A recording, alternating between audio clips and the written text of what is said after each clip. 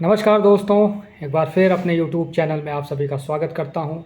आज हम लोग बात करेंगे वक्फ अधिनियम के बारे में, वक्फ बोर्ड के बारे में।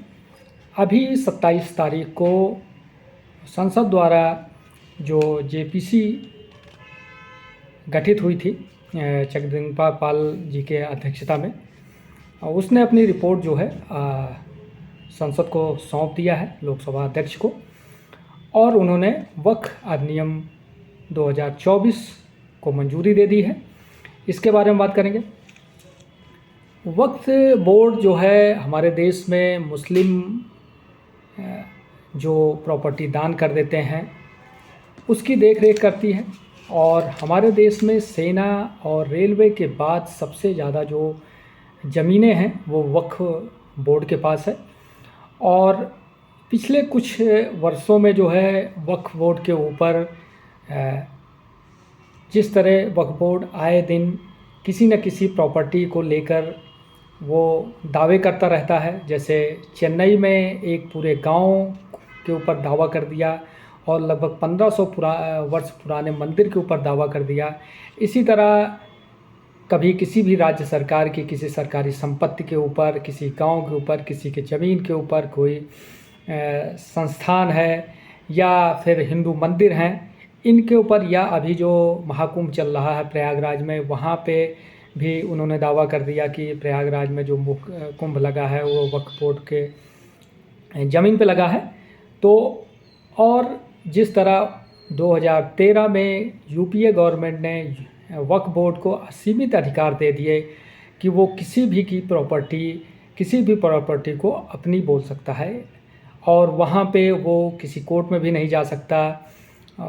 जिसकी प्रॉपर्टी को वक्फ बोर्ड ने अपनी बताई है उसको वक्फ ट्रिब्यूनल में ही जाके साबित करना होगा। तो इस वजह से एनडीए गवर्नमेंट ने, खासकर भारतीय जनता पार्टी और नरेंद्र मोदी सरकार ने 2024 के चुनाव के बाद वक्फ अधिनियम संशोधन अधिनियम 2024 लाए और उसको लोकसभा में पेश किया। लोकसभा में काफ़ी उस पर बहस हुई, और ख़ासकर राजनीति विपक्ष की पार्टियां जो हैं वो उस पर बहुत हो हल्ला किया, उस पर सवाल उठाए। और क्योंकि सरकार की ये मंशा है कि ये ऐसा मुद्दा है, जैसे सीसीए पे मुस्लिम समाज पूरी तरह से रोड पे आ गया था और उसका काफ़ी पुरजोर विरोध किया, बल्कि उनसे कोई संबंधित भी नहीं था और किसी की भी उसमें नागरिकता नहीं जा रही है, बल्कि वो नागरिकता देने वाला कानून था। उसी तरह वक्फ अधिनियम पे भी विपक्षी पार्टियां, कांग्रेस या जो वामपंथी पार्टियां हैं या जो सांप्रदायिक पार्टियां हैं जो अपने संप्रदाय की नुमाइंदगी करती हैं, समाजवादी पार्टी और भी बहुत सारी पार्टियां या ओवैसी की पार्टी है, इन लोगों ने इसका विरोध किया। इसको ध्यान में रखते हुए सरकार ने एक जेसीपी का गठन किया, जिसने जगदम्बिका पाल जी की अध्यक्षता में जो है जेसीपी का गठन किया गया, और उसने अपनी 14 जो है उसमें संशोधन प्रस्तावित किए हैं और उसको अपनी मंजूरी दे दी है। तो आज उसके बारे में जानेंगे। पहले जानेंगे वक्फ बोर्ड के बारे में, फिर ये बिल क्या है और उसमें क्या संशोधन हो रहा है उसके बारे में।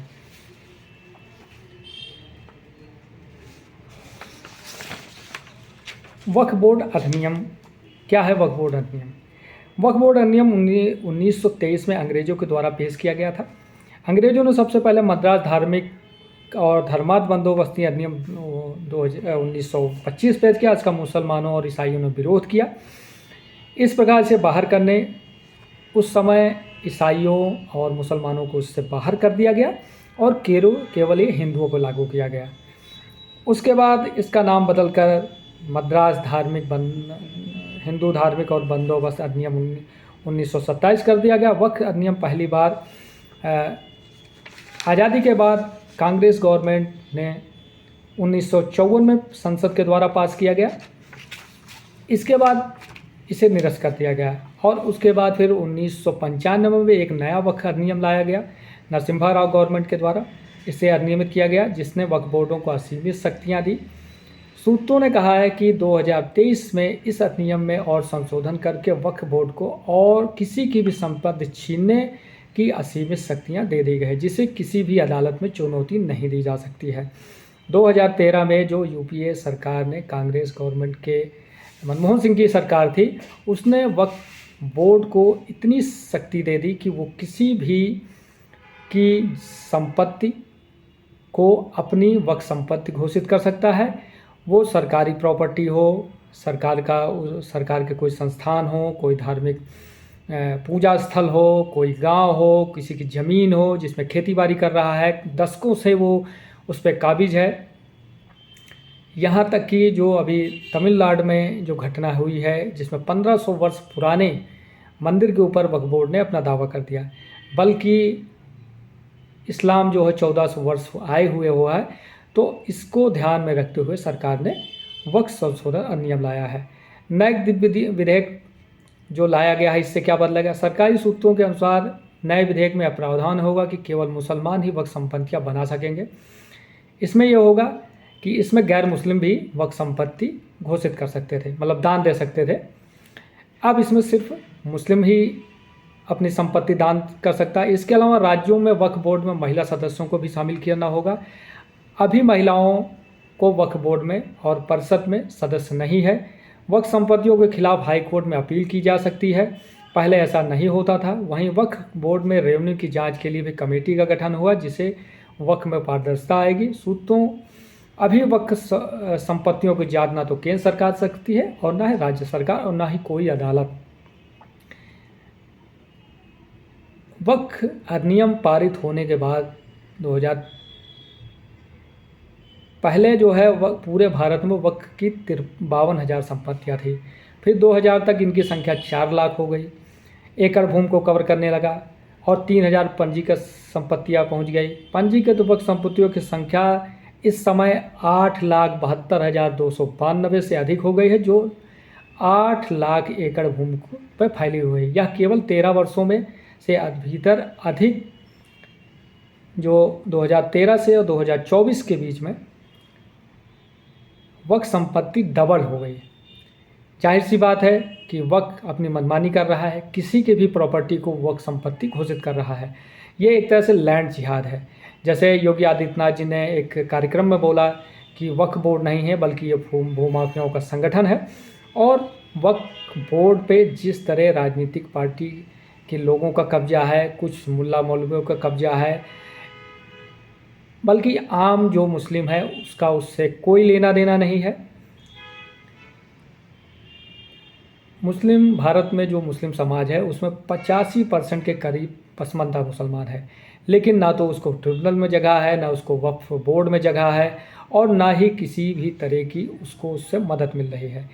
इस वक्फ अधिनियम को लाने का मकसद सरकार का ये है कि उस वक्फ संपत्तियों को रजिस्टर्ड किया जाए, जो सरकारी संपत्तियां हैं या जो ज़बरदस्ती वक्फ बोर्ड किसी पे कब्जा कर रखा है उसको छुड़ाया जाए, अदालतों में इसका फैसला हो। उसके अलावा इसमें शैक्षणिक संस्थान, अस्पताल, जो महिलाओं बच्चों से संबंधित संस्थान बनाए जाएं। अभी कुछ लोगों और कुछ बड़े लोगों का इस पे कब्जा, एक तरह से कब्जा है।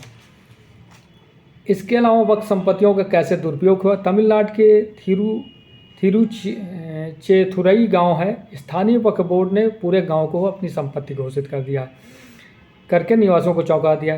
तिरुचिरापल्ली जिले में कावेरी नदी के तट पर स्थित तिरुचेथुरई 1500 साल पुराना सुंदरेश्वर मंदिर है। ग्रामीण यह सवाल करते हैं कि वक्फ बोर्ड उनके इस पुराने मंदिर पर भी कैसे दावा कर सकता है। इसी तरह राजस्थान के मुस्लिम वक्फ बोर्ड द्वारा श्रमिकों के वेतन को कवर करने के लिए राज्य सरकार से वित्तीय सहायता मांगी है, जबकि वक्फ बोर्ड के पास राजस्थान में राज्य भर में 18,000 से ज़्यादा सूचीबद्ध संपत्तियां हैं, और इससे 7,000 से संपत्ति ऐसी है जिससे वक्फ बोर्ड को आय भी हो रही है। इसी तरह तमिलनाडु वक्फ बोर्ड ने 1500 साल पुराने मेनेदियावल्ली चंद्रशेखर स्वामी मंदिर की भूमि के स्वामित्व का भी दावा किया है। जिससे चिथुरई गांव और उसके आसपास के 370 एकड़ ज़मीन शामिल है। तो इस तरह वक्फ बोर्ड अपनी मनमानी करता है, किसी की भी ज़मीन, किसी भी ज़मीन को वो अपनी घोषित कर सकता है। वक्फ अधिनियम 1995 में जो संशोधन हुआ था, वक्फ या मुस्लिम कानून द्वारा मान्यता प्राप्त पवित्र धार्मिक उद्देश्यों के लिए चल अचल संपत्तियों का स्थायी समर्पण है। पहले जो कानून लाया गया था उसमें यह था कि जो वक्फ संपत्तियां हैं, इसमें चल अचल संपत्तियों का जो वक्फ बोर्ड के पास है, वो मुस्लिम द्वारा संपत्ति, चाहे वह चल हो, अचल हो, मूर्त या मूर्त हो, ईश्वर को इस आधार पर दान करता ताकि ज़रूरतमंदों को इसको लाभ हो। वक्फ में होने वाली आय आमतौर पर शैक्षणिक संस्थानों, कब्रिस्तानों, मस्जिदों, आश्रय गृहों की निधि देता है। भारत में वक्फ बोर्ड अधिनियम 1995 विनियुक्त किया गया था। उसके बाद 2013 में इसको इतनी शक्ति दे दी है कि वक्फ बोर्ड किसी की भी संपत्ति को अपनी संपत्ति घोषित कर सकता है, और उसके बाद जिसकी भी संपत्ति उसने अपनी संपत्ति घोषित की है वो कोर्ट नहीं जा सकता, उसको वक्फ ट्रिब्यूनल में जाना होगा और अपनी संपत्ति वहाँ साबित करनी होगी। अगर वो वहाँ नहीं साबित कर पाया तो वो ज़मीन वक्फ बोर्ड को हो जाएगी। इसके अलावा 2024 जो संशोधन विधेयक है, इसमें इसको लाने का क्या था, इसमें पहली तो पारदर्शिता आएगी, उसके बाद लिंग विविधता आएगी और शक्ति को वक्फ बोर्ड की शक्तियों को सीमित किया जाएगा। पारदर्शिता विधेयक में मौजूदा वक्फ नियम में लगभग 40 संशोधन की रूपरेखा दी गई है, जिसमें पारदर्शिता सुनिश्चित करने के वक्फ बोर्डों को सभी संपत्ति दावों हेतु अनिवार्य सत्यापन से गुजरना होगा। जो भी वक्फ बोर्ड की संपत्ति है उन सभी का उसको एक रजिस्टर्ड कराना होगा और वक्फ को ये साबित करना होगा कि ये ज़मीन हमारे पास है, तभी उसकी होगी। दूसरा, लिंग विविधता। वक्फ अधिनियम 1995 की धारा 9 और 14 में संशोधन किया जाएगा ताकि वक्फ बोर्ड की संरचना और कार्यप्रणाली को संशोधित किया जा सके, जिसमें महिला प्रतिनिधियों को भी शामिल किया जाएगा और 2 गैर मुस्लिम सदस्यों को उसमें सदस्य बनाया जाएगा। इसके बाद संशोधित सत्यापन प्रक्रिया। विवादों को सुलझाने और दुरुपयोग को रोकने के लिए वक्फ संपत्तियों के लिए नई सत्यापन प्रक्रिया शुरू की जाएगी तथा जिला मजिस्ट्रेट संबंधित इन संपत्तियों को देखरेख कर सकेगा या उसके ऊपर का अधिकारी। ये संशोधन वक्फ बोर्डों की अनियंत्रित शक्तियों के बारे में चिंताओं का जवाब देते हैं, जिसके कारण व्यापक भूमि या वक्फ पर दावा किया जा रहा है, जिससे विवाद और दुरुपयोग के दावे हो रहे हैं। वक्फ बोर्ड क्या है? वक्फ बोर्ड एक कानूनी इकाई है जो संपत्ति अर्जित करने, उसे रखने, हस्तांतरित करने के में सक्षम है या मुकदमे करने और न्यायालय में मुकदमा किए जाने दोनों में सक्षम है। यह वक्फ संपत्तियों का प्रबंधन करता है, खोई हुई संपत्तियों को वापस प्राप्त करता है और बिक्री, उपहार, बंधक, ऋण, गिरवी, कर्ज, विनिमय, पट्टे के माध्यम से अचल वक्फ संपत्तियों का हस्तांतरण को मंजूरी देता है, जिसमें वक्फ बोर्ड के कम से कम 2/3 सदस्य लेन देन के पक्ष में मतदान करते हों। यही एक क्लॉज है जिससे वक्फ बोर्ड की संपत्तियों पे कुछ धनाढ्य लोगों का, कुछ उस समाज के जो मजबूत लोग हैं उनका उस पर कब्जा है, उसकी बिल्डिंगों के ऊपर, उसको जो किराया आ रहा है, जो शैक्षणिक संस्थान चला रहे हैं लीज पे लेके, और आम मुस्लिम को उससे कोई फ़ायदा नहीं हो रहा है। इसीलिए मुस्लिम महिलाएं, पसमानदा समाज से के लोग, बच्चे, ये सब काफ़ी समय से मांग कर रहे हैं। इसमें सुप्रीम कोर्ट, हाई कोर्ट में कई सारी पिटीशन भी डाली गई है कि वक्फ संपत्तियों का सही से समुचित उपयोग हो और वो समाज के काम में आए। वर्ष 1964 में स्थापित केंद्रीय वक्फ परिषद शिवलिया को पूरे भारत में राज्य स्तरीय वक्फ बोर्डों की देखरेख करने और सलाह देने का काम करता है। वक्फ संशोधन विधेयक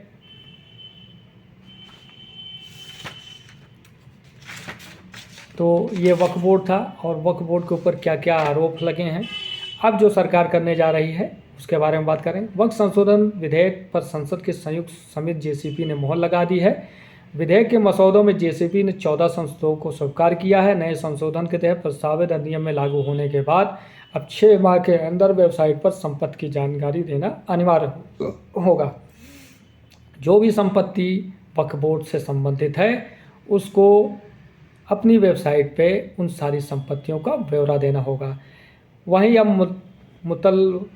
मुतवल्ली को प्रदेश में वक्फ न्यायाधिकरण की संस्तुति के अधीन अवधि बढ़ाने का अधिकार होगा। इसके अलावा न्यायाधिकरण में मुस्लिम कानून और न्यायशास्त्र का ज्ञान रखने वाले व्यक्ति को भी सदस्य के रूप में शामिल करना। वक्फ बोर्ड में एक मुस्लिम स्कॉलर को भी जगह देनी होगी। इसके अलावा बीजेपी सांसद ब्रजलाल ने राय दी है कि राज्य सरकार अधिसूचना के जरिए कलेक्टर के ऊपर के किसी व्यक्ति को जांच अधिकारी के रूप में नामित कर सके। संसद की इस राय को समिति ने स्वीकार कर लिया है। मामले में मुस्लिम संगठनों ने कलेक्टर को दिए जाने वाले अधिकार पर आपत्ति जताई थी। उन्होंने कहा कलेक्टर ही राजस्व अभिलेखों का प्रमुख होता है। कलेक्टर द्वारा की गई जांच निष्पक्ष नहीं हो सकती क्योंकि वे अपने कार्यालय के दावे के आधार पर ही जांच करेंगे। तो इससे जो है ब्रजलाल जी ने, जो भाजपा सांसद हैं, उन्होंने एक अपना सुझाव दिया था कि कलेक्टर या कलेक्टर के ऊपर के जो कमिश्नर के अधिकारी होते हैं या सरकार के द्वारा नामित अधिकारी उन सब मामलों को देखेंगे और उनको उसमें सदस्य के रूप में शामिल भी किया जा सकता है। इसके अलावा 5 साल से इस्लाम का पालन करने वाला व्यक्ति ही वक्फ घोषित कर सकता है। इसके अलावा एक अहम संशोधन ये भी है कि अब सिर्फ वही व्यक्ति संपत्ति वक्फ कर पाएगा जो कम से कम 5 साल से इस्लाम का धर्म का पालन कर रहा होगा। साथ ही उस व्यक्ति को यह भी साबित करना होगा कि वो 5 साल से इस्लाम धर्म का पालन कर रहा है, तभी वो वक्फ संपत्ति देगा। पहले क्या होता था कि उसमें चाहे हिंदू हो, ईसाई हो, जैन हो, सिख हो, कोई भी किसी भी धर्म का आदमी वक्फ को अपनी संपत्ति दान कर सकता था। ज़्यादातर शैक्षिक संस्थानों, अस्पतालों, कब्रिस्तान के लिए या मस्जिदों के लिए लोग अपनी संपत्ति दान कर देते थे, लेकिन सरकार इस पर रोक लगा रही है। सिर्फ मुस्लिम ही अब इसको दान कर पाएगा। वक्फ संशोधन विधेयक में जेसीपी द्वारा मंजूर किया अंशोधन है। वक्फ ट्रिब्यूनल में 2 की जगह 3 सदस्य हो गए। तीसरा सदस्य इस्लाम का विद्वान होगा, इसमें मुस्लिम स्कॉलर होगा। वक्फ संपत्ति सरकारी है या फिर नहीं, इसकी जांच वक्फ ट्रिब्यूनल नहीं बल्कि जिले के कलेक्टर के द्वारा किया जाएगा। ध्यान दीजिए कि वक्फ संपत्ति का फैसला सिर्फ जिला कलेक्टर के हाथों में नहीं रहेगा, क्योंकि सरकार कलेक्टर और उसके शीर्ष अधिकारियों को भी चयन कर सकती है। वक्फ बोर्ड काउंसिल में कम से कम 2 गैर मुस्लिम सदस्य होंगे। इसके अलावा राज्य सरकार या फिर केंद्र सरकार का भी एक अधिकारी तय करेगी जो मुस्लिम या गैर मुस्लिम हो सकता है। इसके अलावा किसी भी प्रकार के विवादों में उलझी हुई संपत्ति वक्फ संपत्ति नहीं मानी जाएगी। इसके अलावा जो अभी नैरेटिव बनाया जा रहा है कि सरकार मुस्लिम ज़मीन को कब्जा करने जा रही है, जो गलत है। देश के सामान्य मुस्लिम, गरीब मुस्लिम महिलाएं, तलाकशुदा महिलाओं के बच्चे काफ़ी समय से वक्फ बोर्ड में संशोधन की मांग कर रहे हैं। बताते हैं कि वक्फ बोर्ड अधिनियम 1954 में पारित किया गया था और इससे पहला संशोधन 1995 में किया गया और दूसरा संशोधन 2003 में किया गया है, जिसमें इसको असीमित शक्तियाँ दी गई। लोगों का कहना है कि यूपी सरकार ने 2013 में संशोधन के जरिए वक्फ बोर्ड को असीमित शक्तियाँ प्रदान की, जिसका दुरुपयोग किया जा रहा है। तो इस तरह सरकार के द्वारा, केंद्र सरकार के द्वारा, एनडीए गवर्नमेंट के द्वारा वक्फ संशोधन अधिनियम को जो जेसीपी को ट्रांसफ़र किया गया था, उसने अपनी संस्तुति, अपनी रिपोर्ट को लोकसभा अध्यक्ष को सौंप दी है। आने वाले लोकसभा के सत्र में या अभी करती है, मतलब क्या नाम है, बजट सत्र आ रहा है, या उसके बाद सरकार जब भी उसको मुनासिब समझेगी, क्योंकि ये ऐसा मुद्दा है जिसमें एनडीए गवर्नमेंट के साथ जैसे जेडीयू है या तेलुगु देशम पार्टी है चंद्रबाबू नायडू जी की, तो ये लोग मतलब क्योंकि सरकार को समर्थन दे रहे हैं, तो इनका क्या रवैया रहेगा। और सरकार क्योंकि इसको राज्यसभा में पास कराना है, और तो सरकार उसके ऊपर कैसा कदम उठाएगी वो देखने वाली बात होगी। लेकिन इस कानून के पारित होने के बाद वक्फ बोर्ड पे अंकुश लगेगा और जो इनकी मनमानी है उस पर अंकुश लगेगा। दूसरा, इसमें महिलाओं की भी भागीदारी होगी। उसके बाद एक मुस्लिम स्कॉलर होगा, 2 गैर मुस्लिम सदस्य होंगे, जिला कलेक्टर या जिला कलेक्टर के ऊपर का भी एक अधिकारी जो है इसमें शामिल होगा, जिससे इसमें पारदर्शिता आएगी और वक्फ संपत्तियों का पंजीकरण भी हो सकेगा, रजिस्ट्रेशन होगा, ये सब सारी चीज़ें होंगी। और जो इनकी आय व्यय है इसका भी ब्यौरा सरकार के पास रहेगा, ताकि पैसे का भी घालमेल ना हो। क्योंकि वक्फ बोर्ड में कुछ लोगों का कब्जा है, और इसी को ध्यान में रखते हुए विपक्ष की कई राजनीतिक पार्टियां, कई नहीं बल्कि लगभग सभी पार्टियां जो है इसका विरोध कर रही हैं। वो मुस्लिमों को भड़का रही हैं कि आपकी मस्जिद छिन जाएगी, आपके कब्रिस्तान ले लेंगे, आपको बाहर कर देंगे। जैसे इन्होंने सीसीए पे नैरेटिव बनाया था, वैसे ही नैरेटिव बनाने की कोशिश कर रहे हैं। तो इस पर सरकार अपना कैसे कदम उठाएगी ये आने वाला समय बताएगा। लेकिन अगर ये संशोधन विधेयक पारित होता है तो वक्फ बोर्ड पे पारदर्शिता भी आएगी। इसमें महिलाओं को इसमें जो है सम्मिलित किया जाएगा, उनकी भी भागीदारी होगी, और जो पसमानदा समाज के लोग हैं इनकी भी भागीदारी सुनिश्चित होगी। और वक्फ बोर्ड की जो प्रॉपर्टी है वो सभी मुस्लिम के लोगों के काम आएगी। उनके लिए शैक्षणिक संस्थान, स्कूल, अस्पताल से संबंधित चीज़ें बनाई जाएंगी। तो आज के लिए इतना ही। ये मेरा यूट्यूब चैनल है वेदांता जीएस एकेडमी, आप लोग इसको ज़्यादा से ज़्यादा लाइक करें, सब्सक्राइब करें। ऐसे ही और वीडियो आप तक पहुंचाते रहेंगे, नई नई जानकारी। इसको ज़्यादा से ज़्यादा सब्सक्राइब करिए। धन्यवाद। जय हिंद, जय भारत।